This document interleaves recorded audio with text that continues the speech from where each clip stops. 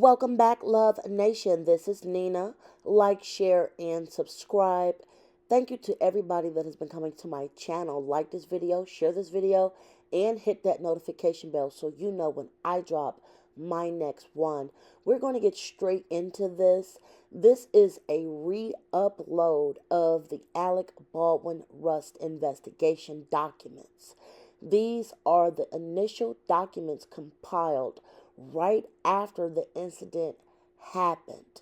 This will be a three-part series, so if you have not subscribed yet, definitely subscribe now. I broke this long document up into three parts because there's a lot to talk about. I am trying to get under the context clues of why Alec Baldwin was recharged for what happened on that fateful day on the Rust set. Again, this is a copy of the initial police findings, which are actually very, very thorough. I'm going to break this up into three parts. You guys will be getting this over the next day or two, and please draw your own conclusions on this mess as we continue to watch this case. As you guys know, it was initially investigated and then the charges were dropped.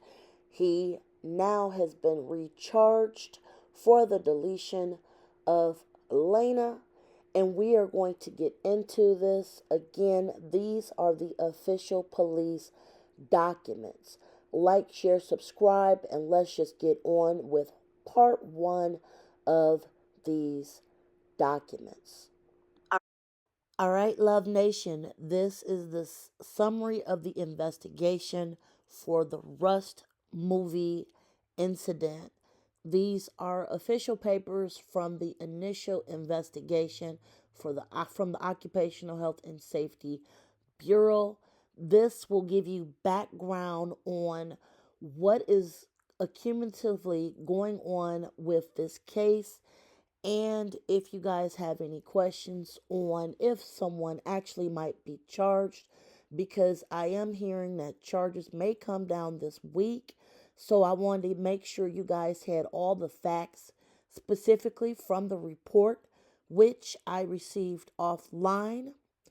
And like I said, this is a summary of this report. I'll be going through specific points in this report, mainly reading everything that might end up being very pertinent to this case. So here we go. Okay, the summation of investigation inspection report.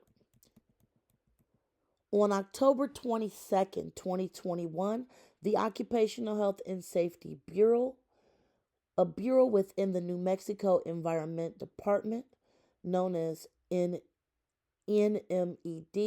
initiated an inspection of Rust Productions LLC at the Bonanza Creek Ranch in Santa Fe County, New Mexico, in response to a workplace deletion that occurred approximately at 1:47 p.m. on October 21st, 2021. The New Mexico Film Office, which is part of the Economic Development Department, initially notified OHSB of the incident on the evening of October 21st, 2021. OHSB was notified of a pow pow related incident occurring that injured two employees, with one succumbing to their injuries. OHSB assigned the inspection to Compliance Officer Lorenzo Montoya. The deleted was Helena Hutchins, who was the Rust cinematographer, and the second injured employee was Joel Sousa, who was the Rust director. Bonanza Creek Ranch is located in Santa Fe County, New Mexico. Hosts locations utilized by movie and television productions for well over 70 years, including an entire Old West town with a saloon, a jail, a chapel, and other Western staples. The Pow Pow incident occurred within the chapel at the southwestern edge of Old West Town. On Friday, October 22nd, 2022 at approximately 12:30 p.m. There was an attempt to inspect the site, Bonanza Creek Ranch. Upon arrival at the site, three security guards present attempted to contact a representative of Rust by phone to confirm that I should be allowed on the site. This is according to the inspector. The company representatives informed me that I would be allowed entry, but not be allowed to take pictures or conduct interviews until a warrant was acquired. After being denied the ability to inspect the site by the sheriff's office and the company, I left. On October 24th, 2021, following the sheriff's office release, the site Russ granted NMED access to inspect the site without warrants. On Monday, October 25th, 2021, as a conduction was open, an open conference and walk around of the work site, including the chapel. In attendance from NMED were CO Montoya, Compliance Supervisor Melissa Romero, and Assistant General Counsel Mia Napolitano. Representing Russ was Denise Stevens and Gabriel Pickle, line producer. Also present was Jessica Hoffman, field representative of the International Alliance for Theatrical Stage Employees, the IATSE union.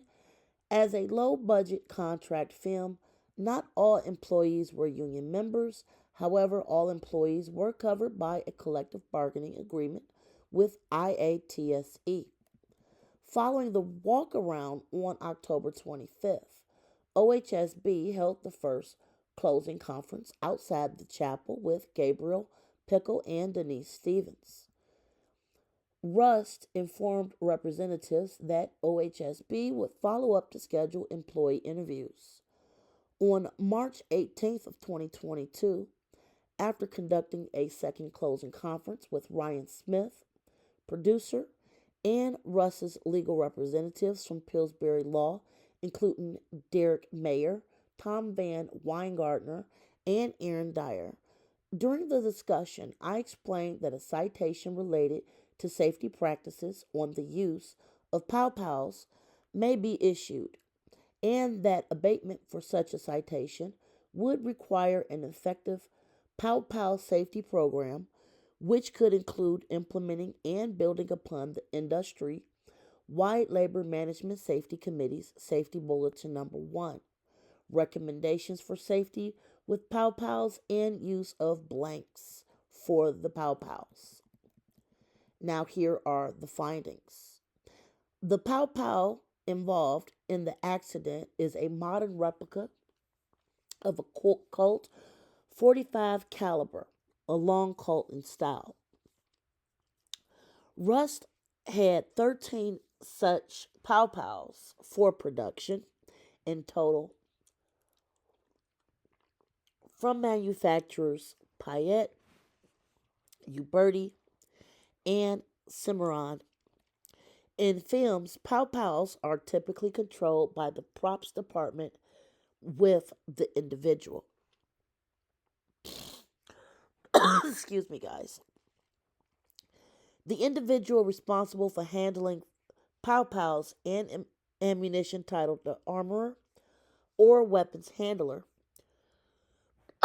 Get some water, excuse me. The armorer for this film was Hannah Gutierrez Reed, and her immediate supervisor was Sarah Zachary. Props master or property master Nicole Montoya. Props assistant provided support to Zachary and Gutierrez Reed.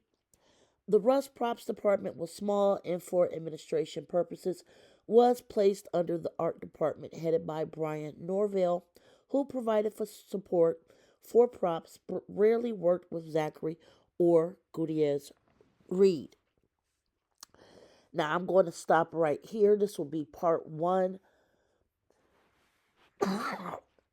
Excuse me, I need to get some tea so I can finish reading this. So look out for part 2 of this video, guys.